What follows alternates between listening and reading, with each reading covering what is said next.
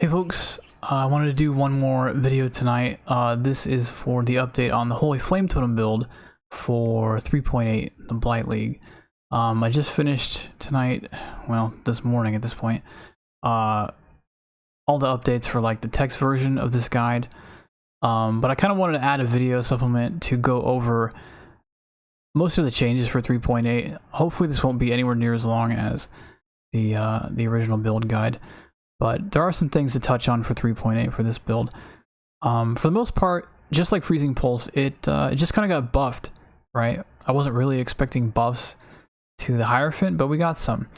And a lot of it came from the change to this Divine Guidance node. Originally, this node granted 150 flat mana on top of this 10% improved Mind Over Matter effect. But now it also has this Transfiguration of Mind effect.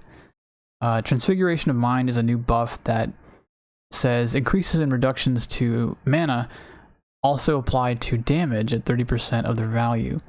For us, you know, in this setup we wind up with quite a bit of mana. We have 237% from the tree, which winds up giving us about 71% damage in this setup. How much you get is going to be dependent a little bit on your gear, because how much mana you need is relative to you know, how much life you have. But in general, you're gonna get somewhere between like 65 to 70 when you're running this kind of setup, and that's basically just free damage, right? Well, it's nearly free, because going from 150 flat mana like this node used to have to 30% increased maximum mana that it now has is a slight drop in mana. You're going to lose probably 110-ish mana from that exchange. But we're going to get some of that mana back, because the other changes they made to the passive tree are that there are some new mana wheels. And we wind up taking both of them because they're quite good.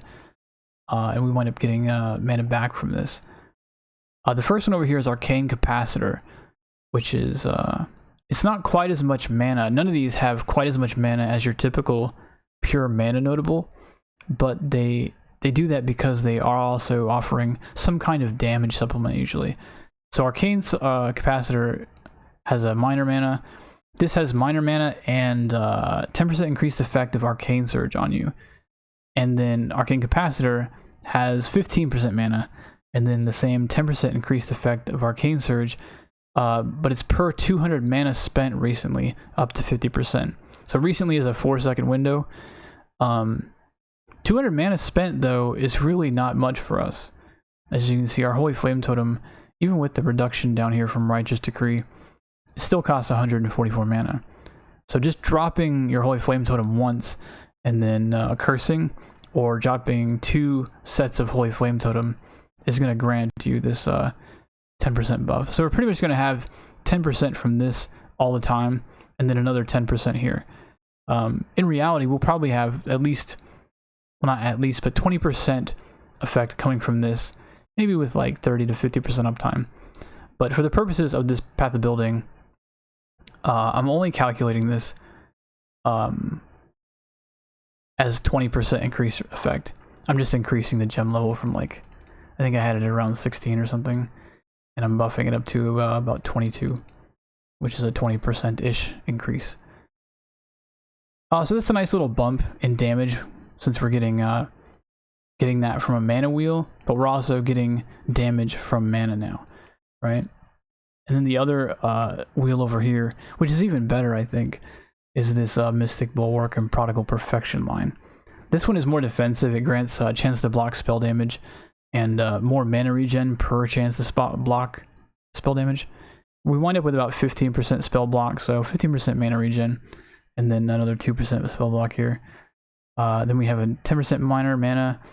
We get a 10% spell damage and 5% mana, and then 10% spell damage, 15 mana, and 2% spell damage per 100 max mana, up to 40%. Now that part is really good, because it only takes 2,000 mana to hit that 40%, which we're way over. So just between these two nodes here, the minor and here, we get 60% spell damage, on top of the effect of mana, you know, being converted into damage. It makes this a really efficient way to pick up mana, and made it a little bit easier to pull, you know, a little bit of damage from down here to account for the mana changes, basically. Not much else has really changed for the skill tree. You know, like usual, I've got some breakpoints down here if you need help, like with progressing the tree while you're leveling. You can kind of see per labyrinth, you know, about where you should be. The only thing I would say is that, you know, when you're in this range, or maybe in this range here, which is between like 55 and 75 to 80, you're going to want to make your mana decisions based on your actual gear, right? You're going to want to know, like, your mind over matter split.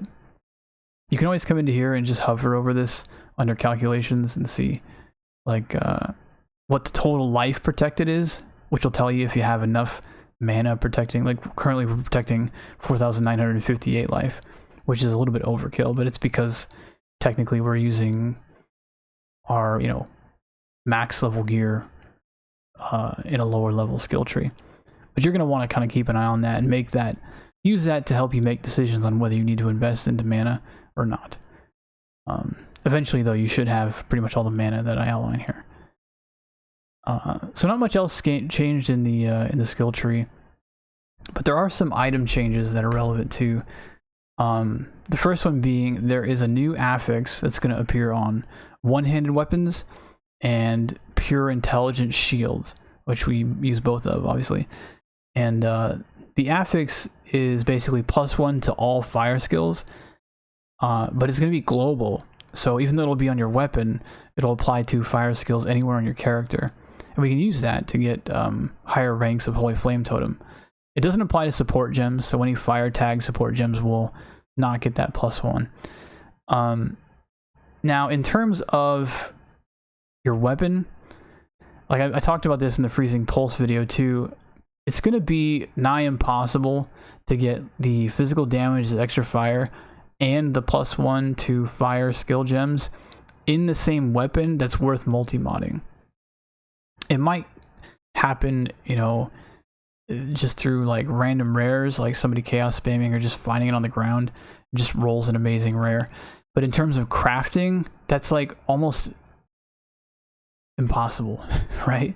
You're gonna have to alt spam into one of those two affixes, and I think they're both gonna be prefixes, right? Which is gonna make this especially hard. You're gonna have to alt spam into one of them, hope that you didn't get a shitty suffix when you did so, and then regal, and you have to immediately regal into the other one that you didn't roll the first time, which, as you might be able to guess, is going to be nigh impossible, because I assume that these new affixes are also going to be really rare. And even then, if you did that, you'd still have to annul any shitty affix you might have rolled off the thing. So you have only a 1 in 3 chance of even doing that.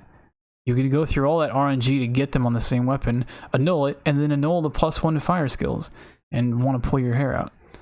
But what it does mean is that there's going to be another affix.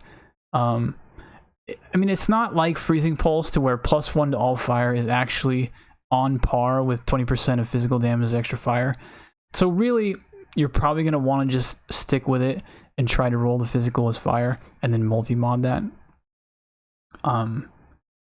But it's definitely not terrible to just multi-mod a +1 to all fire skills either. My recommendation, though, at least as far as the weapon goes, it's probably not going to be much of a factor here because it's going to be too hard to acquire on the same weapon. I mean, if you can, and you get lucky enough, or you just are that stubborn and you want to throw that many exalts worth of alterations at it, you know, go for it. But I wouldn't think about it too much in the weapon. It just feels like the opportunity cost is going to be out of control.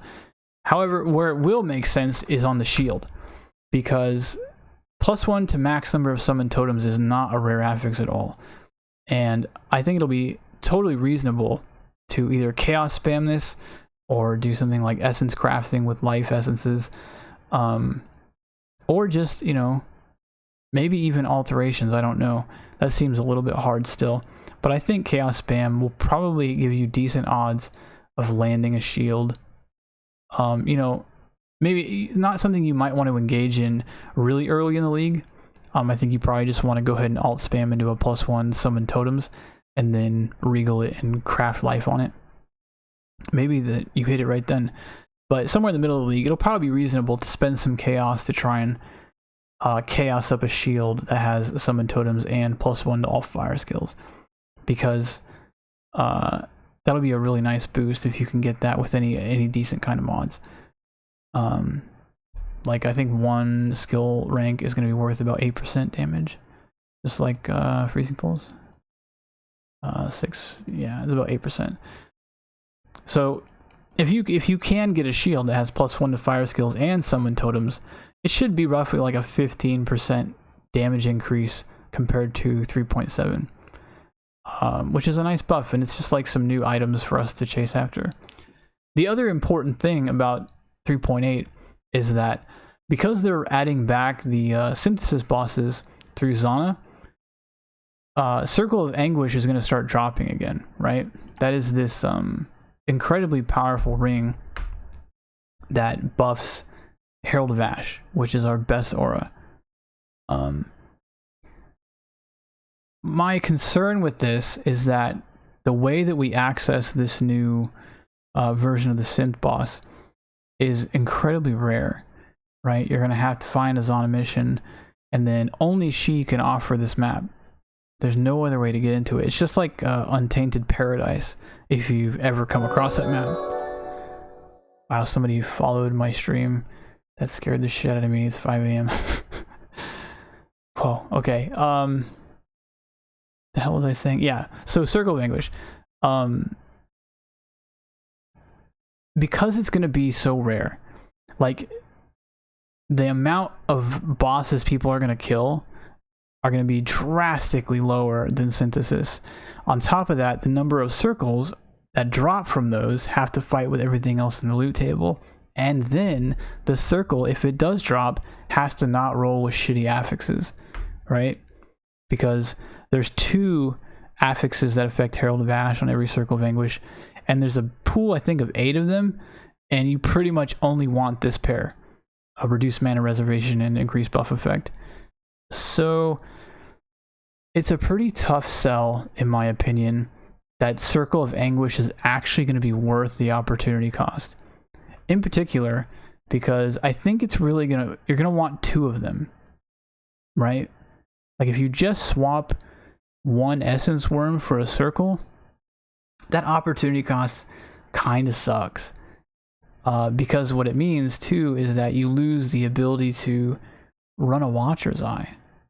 I don't know if I have one in this build, do I? No, I don't have one in this setup. But because we're running Zealotry, right? From the second Watcher's Eye, or from the second Essence Worm, excuse me, you have the ability to upgrade into a Watcher's Eye that has something like Zealotry cast speed on it, or like 2 Zealotry affixes if you're rolling in it. And that feels to me like a much wiser investment than trying to buy your way into a pair of Circle of Anguish rings. So while I was happy to see the ring come back, I feel a little bit bummed out to suggest that, like, unfortunately, I just don't think it's going to be worth investing in. If you get really lucky, maybe you drop one and buy the other, but even buying one of them, I think, is going to be crazy expensive. Like, can you imagine a Circle of Anguish that rolled like this in a league where, like, you know, maybe a dozen of these will exist in all the league or something. It's just going to suck. Unless they've cranked the amount of maps that spawn from her by a lot.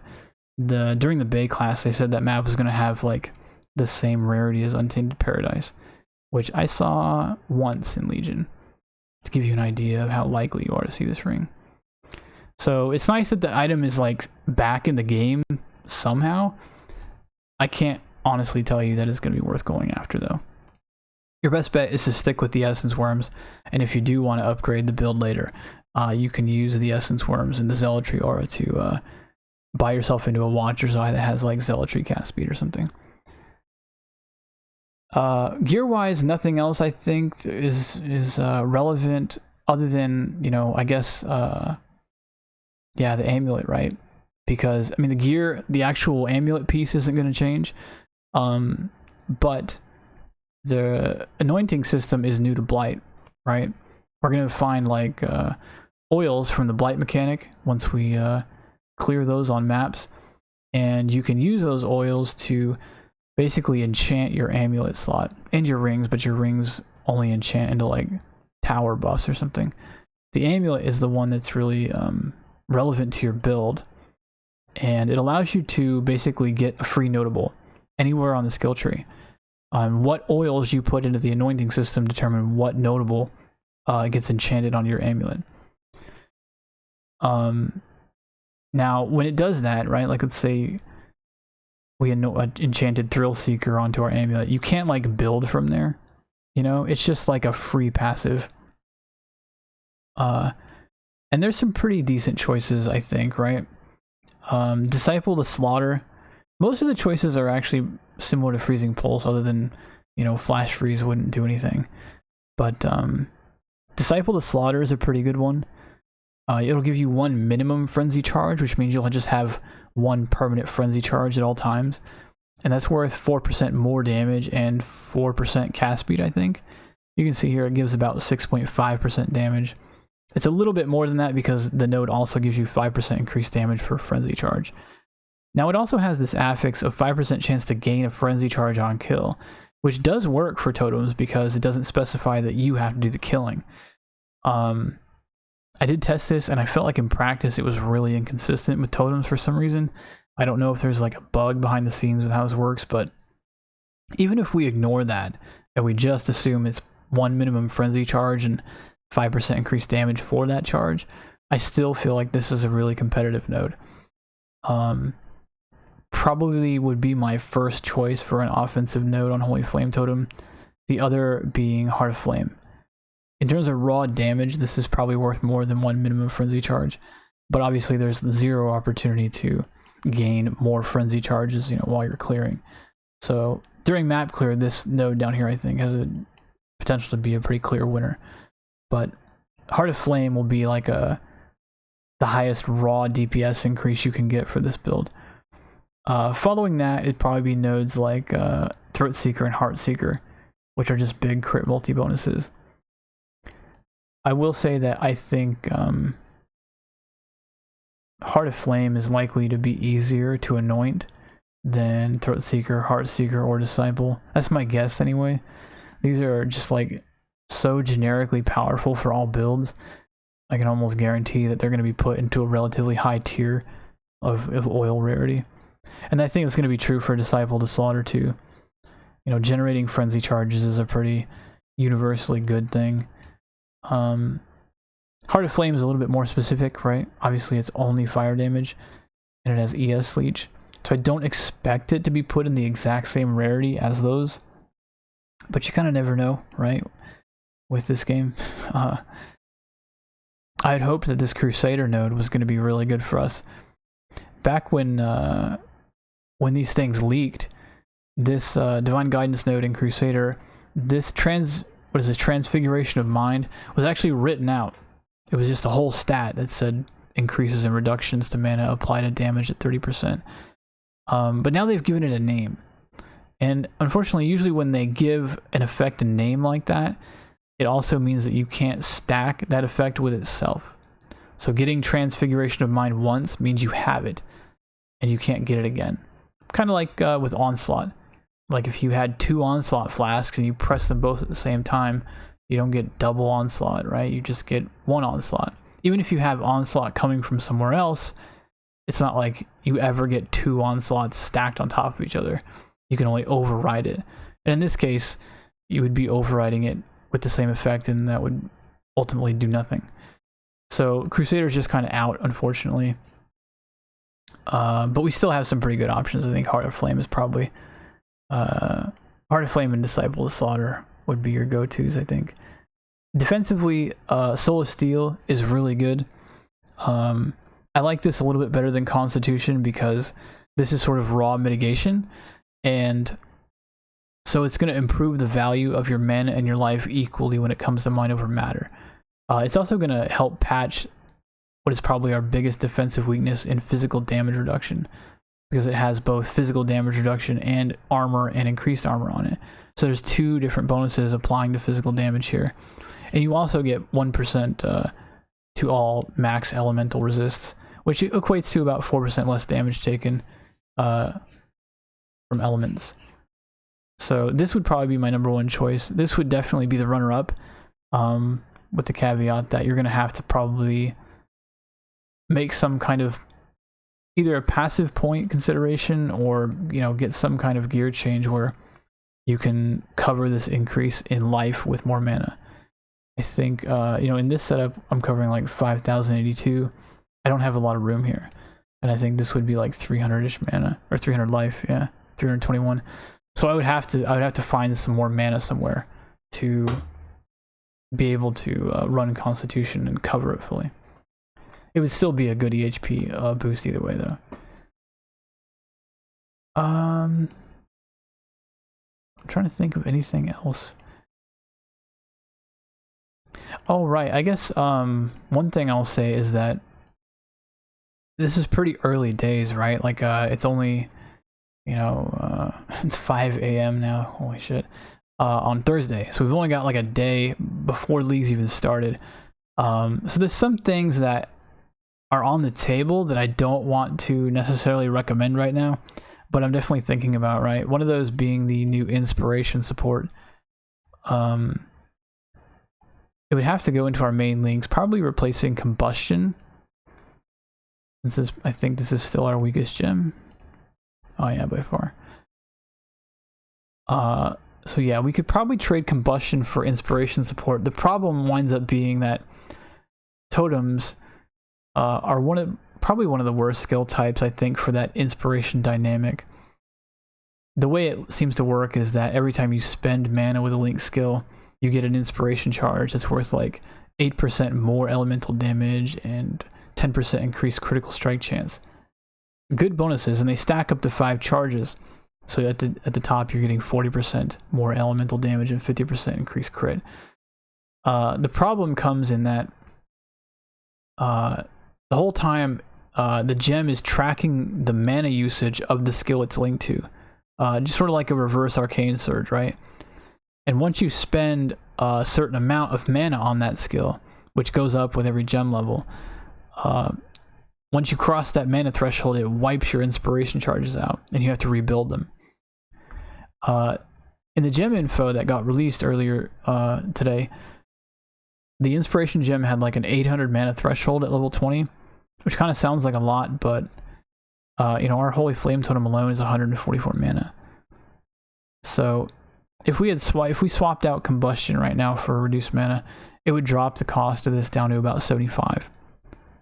Because combustion is like an actual multiplier, and this would reduce it instead of multiply. But 75 is still terrible for this kind of concept, right? So to get 5 charges, we have to cast the totems 5 times. We have to drop them 5 times. So it's 375 mana just to get to full charges. So we've only got just over half of the mana threshold left to even utilize them. We can only drop totems, what? 7 or 8 more times or something, and then they go away. So it's a pretty it's just about the worst kind of skill you could use for this concept. The inspiration gem is really looking for characters that are already investing into reduced mana cost and then are also attacking quickly, right? You want somebody who has like a really trivial mana cost and just spams the shit out of that skill, because then you would build the inspiration charges really fast, and then you have this giant mana threshold where you're hopefully casting some like 6 mana spell, so you've got like 100 uses of it before you would cross the threshold. That is not us. We're like the opposite of that concept. And combustion is worth about 29% damage, which makes me think that's even worse. It's like an even worse chance of this working, I think, than freezing pulse, because we have to have something like a 70% uptime on 5 charges for that to really make sense. And even if it were equal, like if it was exactly as good as combustion, I would never run it, because I get combustion 100% of the, like, that's always the return I get from combustion. And there's going to be edge cases where you get less uptime than is optimal. So it just doesn't make sense. You would have to get, you know, at least like 35% more damage on average out of inspiration. I just don't think it's possible, honestly. It might be possible for freezing pulse, but I'm almost certain it's not going to be a thing. But it is something I'm thinking about, and something I'll try at least for freezing pulse. And you might want to try yourself and see how it feels. But it's something to think about, and it's something I'm not certain about the build yet. The other thing too that I wanted to mention that's come up in the thread recently is there's still a couple ways that you can you know, increase the damage of this build that have been relevant for a while, that I don't do them because I don't enjoy the way it changes how the build feels, but you should probably consider them for yourself, right?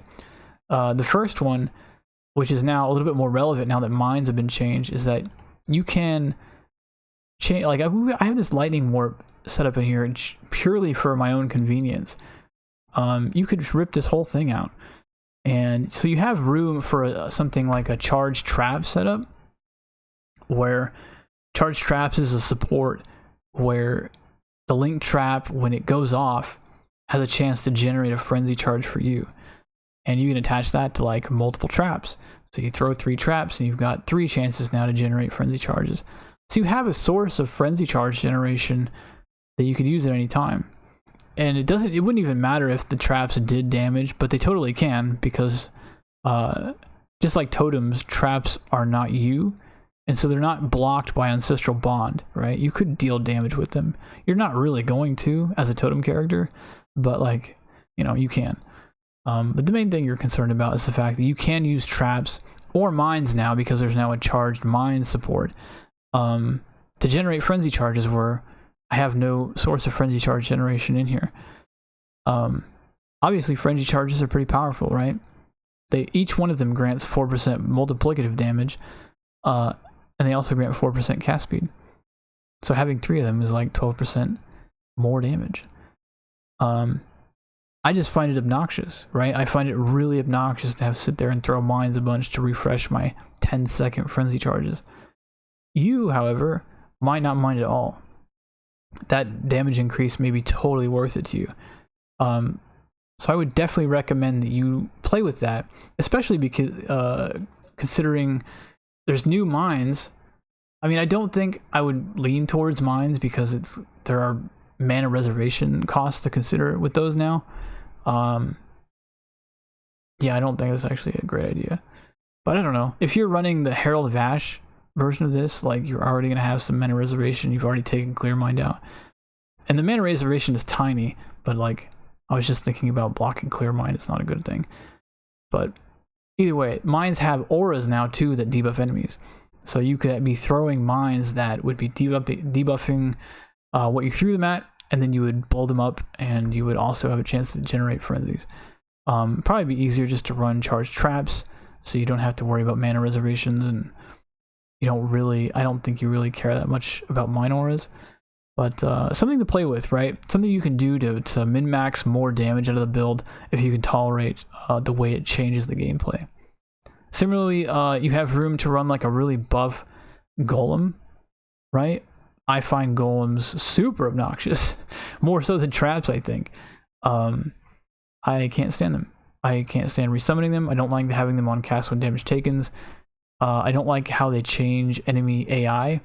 Like, you'll have your golem run off and aggro something, and the targeting of that enemy might be doing something dangerous, and he's targeting your golem instead of you. It's already bad enough that enemies do that to totems. Having a golem do it, spreading enemy skills in different directions, having them die all the time, I find it really annoying. But they are just like free passive buffs if you don't mind them. So if you already know whether you can tolerate golems or not, that's another thing you could just chuck this lightning orb out and replace. So there's a couple ways you can just pretty easily squeeze more damage into this build if you feel that you need it. Yeah, I don't know if there's anything else to cover for 3.8. If there is, then you'll probably find it in the updated build thread. I'll have a link to the build thread for this on the forums in the description of this video, alongside this path to building. By the time you watch this video, I might even have a newer path to building linked in the description for you. I'll also have a link to path to building. And yeah, I don't think I'm going to be playing this build in 3.8. I've league started this build twice now. I really like it. I think it's one of the most consistent league starters I've made. I've just had my fill of it, you know. I'm already still going to be league starting Totems, so I'm just going to be putting this one on the shelf for myself. But I do have it updated, and I think it's really reliable. If you're not going to play, if you want to play Totems and you don't feel like playing Freezing Pulse, I think this is a pretty good choice. So yeah, I hope you like it, and if you feel like you have any questions, you can drop them in the comments, you can drop them in the forum thread, or you can stop by my Twitch chat.